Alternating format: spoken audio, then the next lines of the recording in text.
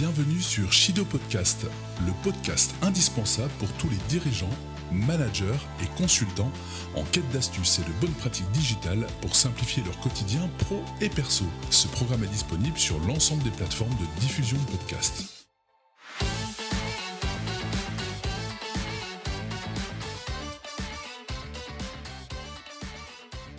Bonjour et bienvenue dans ce tout nouvel épisode de Shido Podcast. Je suis Raphaël et aujourd'hui, nous allons parler d'un sujet crucial pour tous les professionnels, la gestion des notes de frais. Ça vous arrive quelquefois d'avoir 3 mois de retard dans vos notes de frais ? Ça vous arrive parfois de perdre un ticket de restaurant ou d'essence ? Vous en avez marre de remplir des tableaux Excel qui n'en finissent plus ? Alors, que vous soyez entrepreneur, manager, consultant ou entrepreneur, libérez-vous d'une tâche qui ne vous apporte rien et qui vous fait perdre beaucoup de temps et d'énergie. Nous allons découvrir dans cet épisode comment les outils digitaux peuvent transformer cette tâche souvent pénible en un processus fluide et efficace. C'est parti!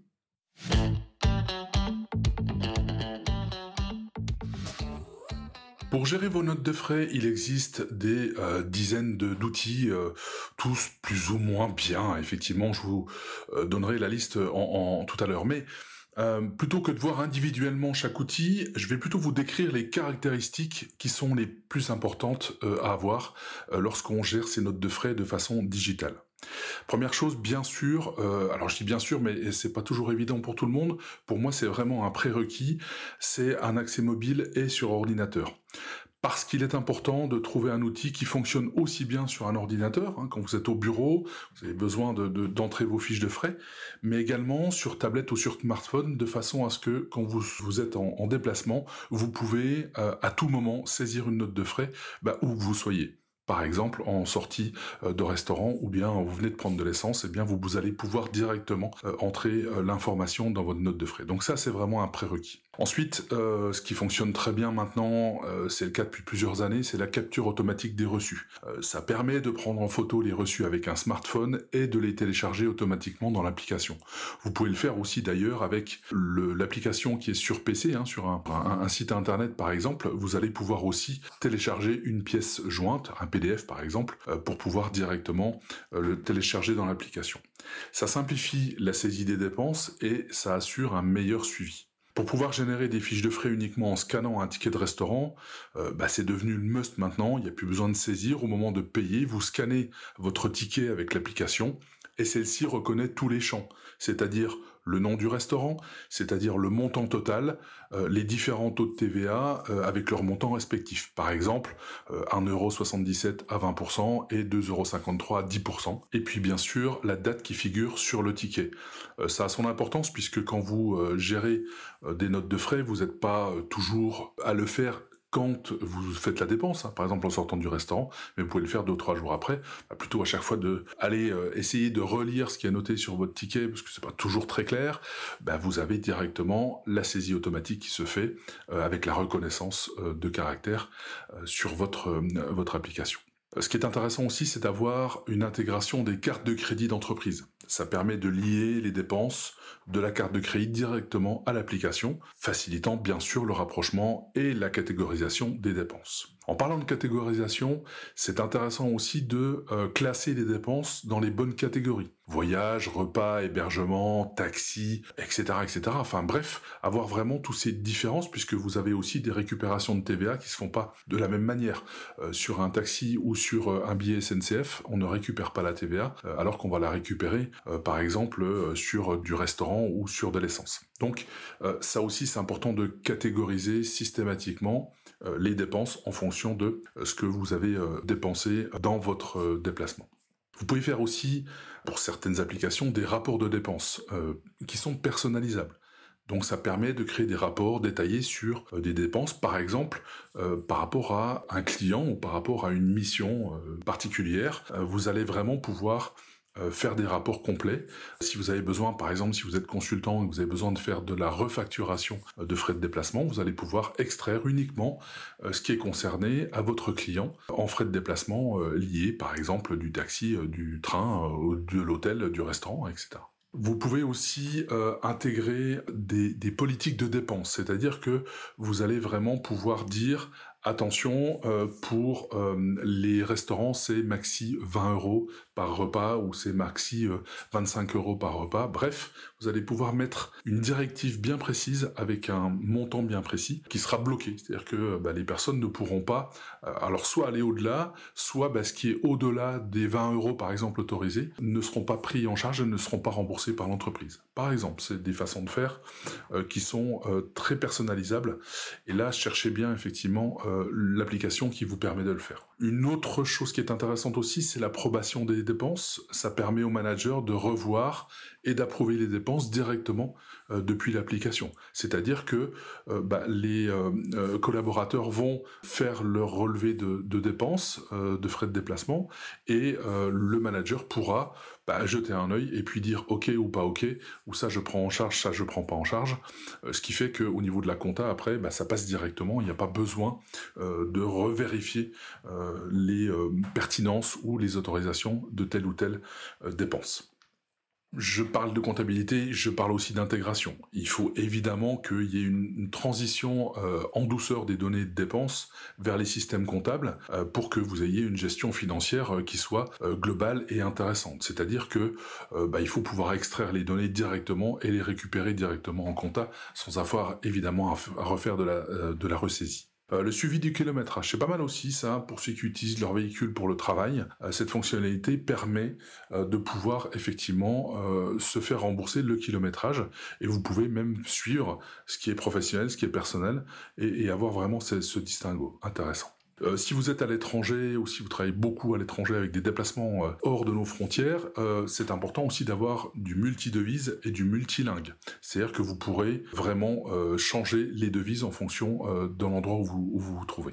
Dernière particularité que je trouve géniale, c'est la valeur probante d'un justificatif ou d'un document. La valeur probante, c'est quoi? C'est le fait que tout document ou tout justificatif est reconnu comme probant lorsqu'il est considéré comme valide et certifié d'un point de vue légal. Donc ça permet surtout de ne pas avoir à garder ou à photocopier les reçus pour éviter leur altération dans le temps par exemple. Donc la valeur probante va vous permettre de stocker de façon digitale, dans le cloud bien sûr, et surtout de façon légale, des documents, par exemple des tickets, encore une fois, tickets de restaurant ou autres, à vie, puisque là on n'a pas besoin effectivement de les imprimer ou de les photocopier, on va les garder directement dans un dossier et directement rattaché à la feuille de frais.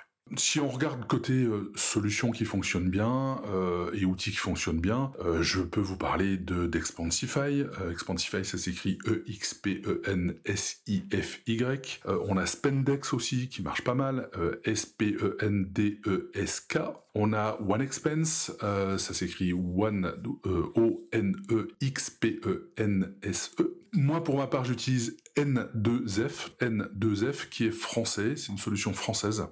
Vraiment, ils sont très réactifs. Je trouve vraiment, il y a vraiment toutes les fonctionnalités que je viens de vous décrire précédemment. J'ai mis en place aussi cette formation, bien sûr pour moi, mais chez plusieurs de mes clients, franchement, qui sont ravis de son utilisation et qui gagnent du temps au quotidien avec cet outil. Donc, N2F pour moi, c'est une des meilleures applications de gestion de frais de déplacement.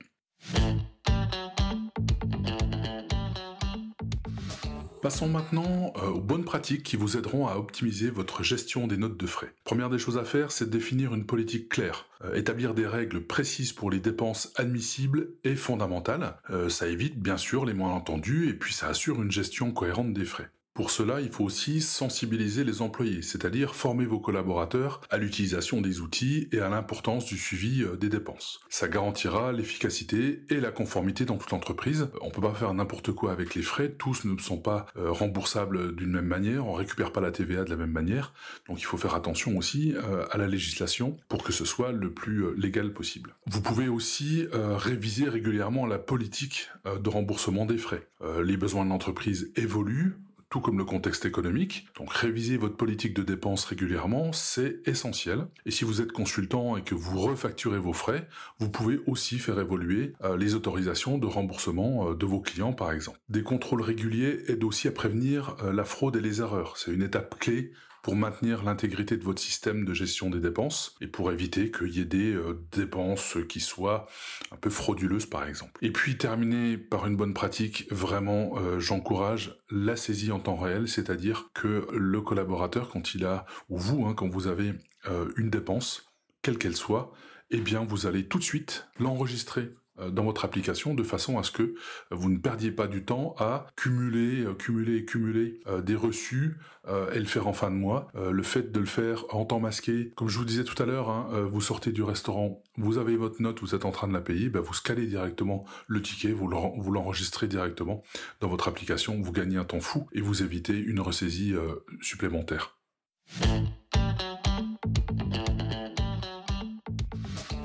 Et j'en terminerai avec quelques astuces pratiques pour vous aider à tirer le meilleur parti de votre gestion de notes de frais. Une astuce pour les petites entreprises ou les entreprises de taille moyenne, c'est d'utiliser des cartes de paiement d'entreprise. Ça simplifie le suivi des dépenses et ça réduit surtout les avances de frais. On n'est pas obligé à chaque fois d'avancer les frais en tant que collaborateur et c'est quand même beaucoup plus confortable d'utiliser directement la carte de l'entreprise. Ce qu'il faut aussi dans les astuces, c'est définir des seuils de dépenses. Ça va aider à contrôler les dépenses et encourager la responsabilité financière de chaque collaborateur. Optimiser les processus de remboursement aussi, c'est-à-dire que plus vous allez faire votre fiche de frais rapidement, plus vous allez pouvoir être remboursé. Et l'idée, en tant que patron ou en tant que manager, c'est de rembourser de manière rapide pour que tous les collaborateurs soient satisfaits. Et puis, encourage aussi le respect des procédures.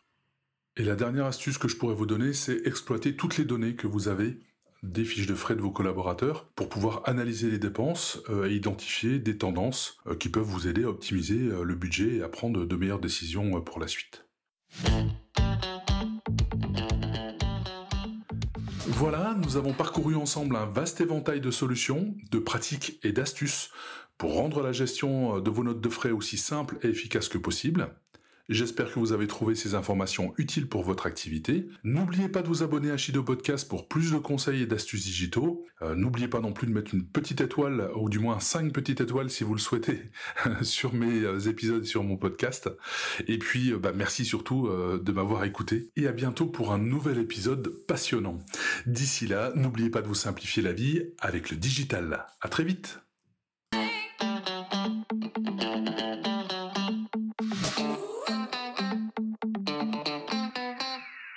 Merci d'avoir écouté Shido Podcast. On se retrouve dans un prochain épisode pour des tips, des astuces et des outils digitaux qui vous permettront de gagner du temps et de l'efficacité dans votre vie pro et perso. D'ici là, n'oubliez pas de vous simplifier la vie avec le digital. À très vite.